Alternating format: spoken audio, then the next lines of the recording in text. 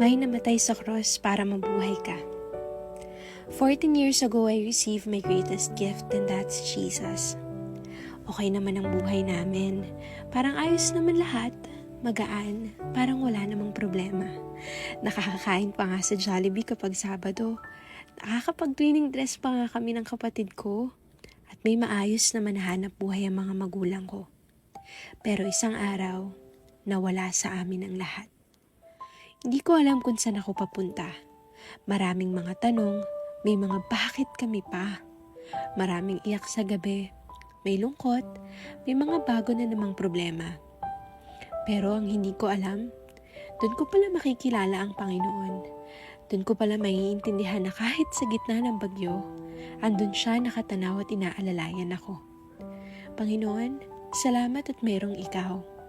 Hindi pa pala patapon ang buhay ko. Hindi pa pala huli para baguhin mo ang kwento ko. Hindi pa pala ito ang magpapabagsak sa amin ng pamilya ko. Salamat at mayroong ikaw na nagmahal sa gaya kong makasalanan.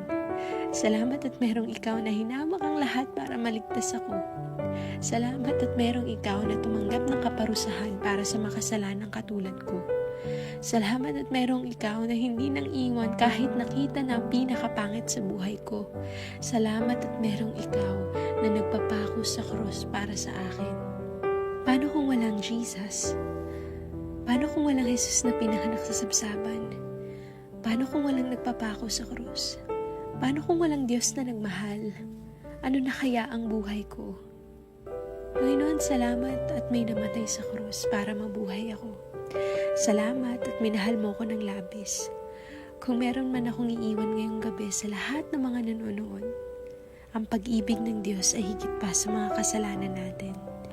Dear, minahal ka na bago pa maimbento ang salitang mahal kita. With love and prayers, Noel.